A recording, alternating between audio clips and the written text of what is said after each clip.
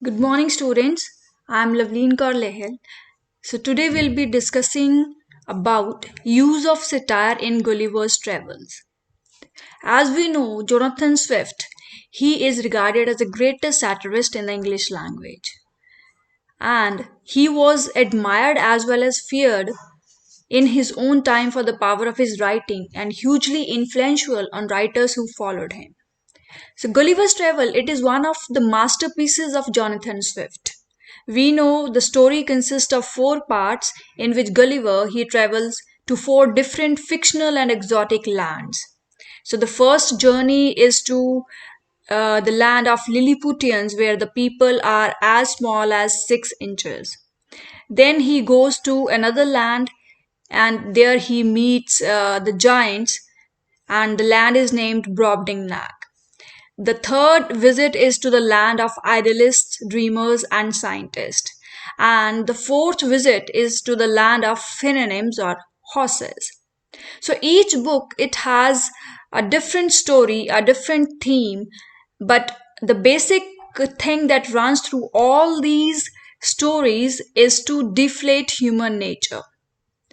So during the 18th century, there was an incredible upheaval of commercialization in London. So as a result, the English society it was also affected, and there was a lot of love for dignity and splendor and royalty. So English society held themselves in very high regards, and it was considered an elite society. So Gulliver Travels, it basically satirizes this aspect of English society, the royalty and the pomp and show of the people. So Swift uses a number of metaphors to reveal his disapproval of English society. So he has used a number of symbols like body and function. He reveals to the reader that our greatness is merely an illusion. So man lives in an illusion. So this is what he aims to build up in the four stories. So all the stories they have an undercurrent of irony and satire.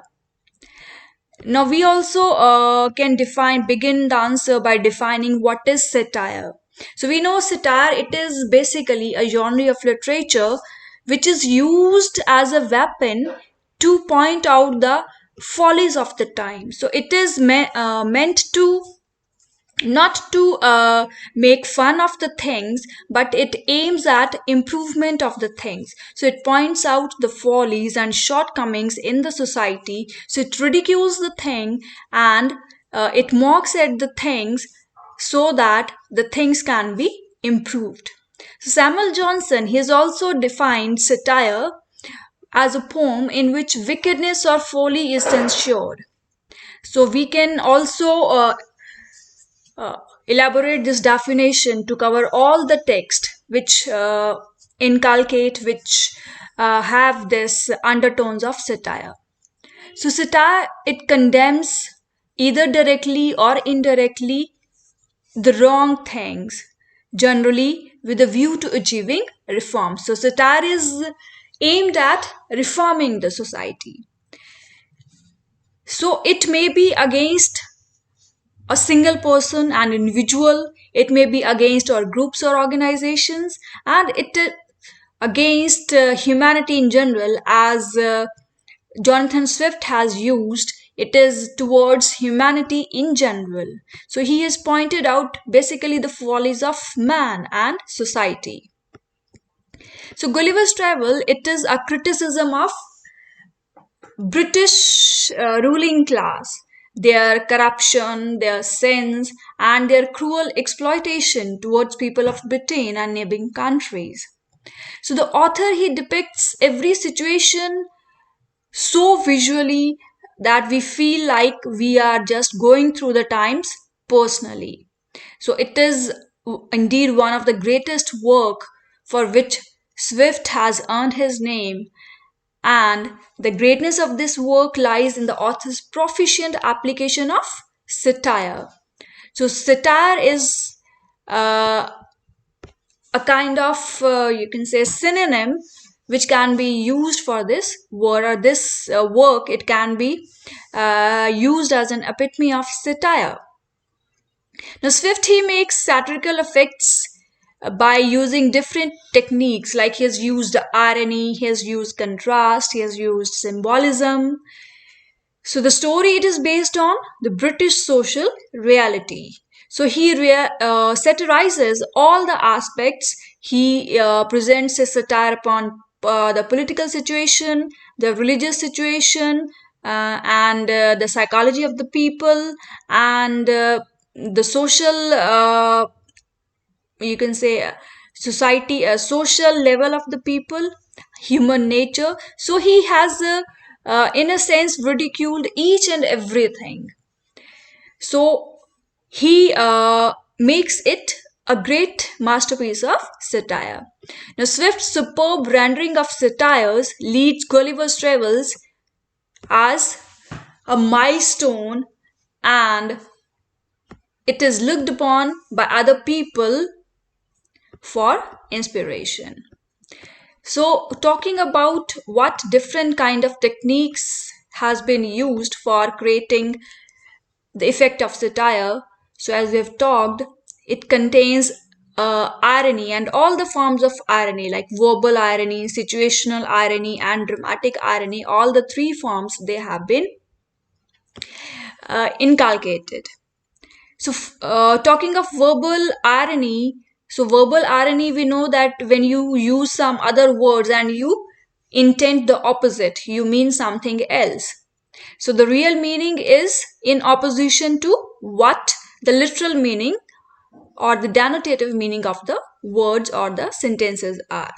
So, this technique, it has been used abundantly by Swift in his work.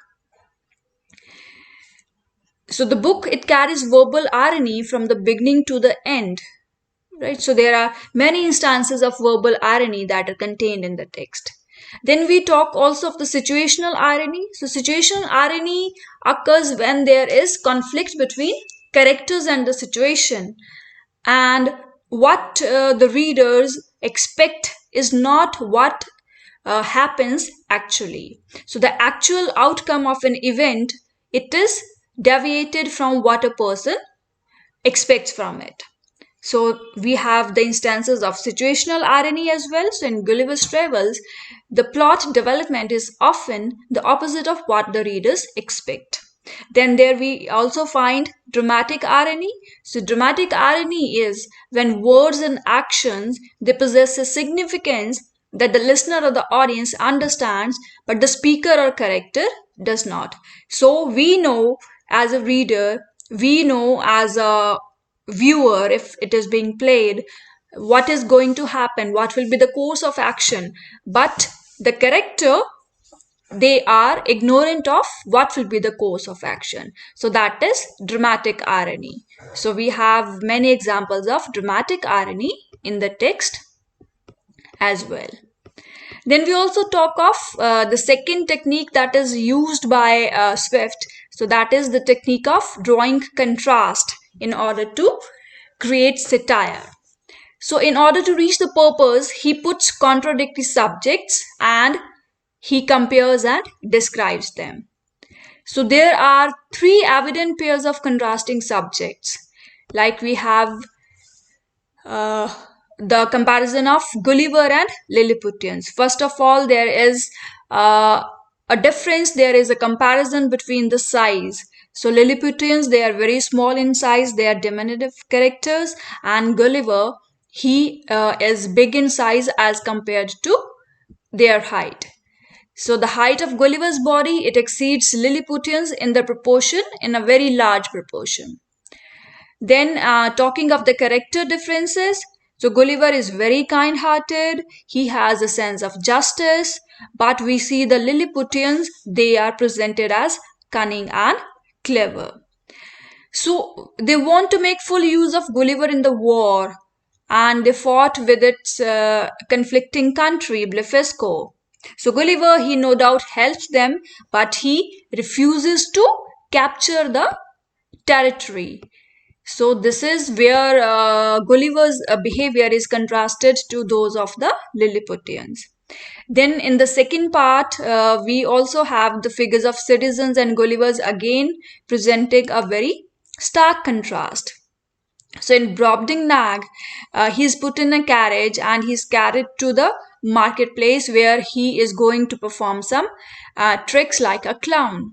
So he is used to entertain the people. So he tries to please those giants by showing them his little coins, and he also readily performs the tricks which his master tells him to perform before the audience.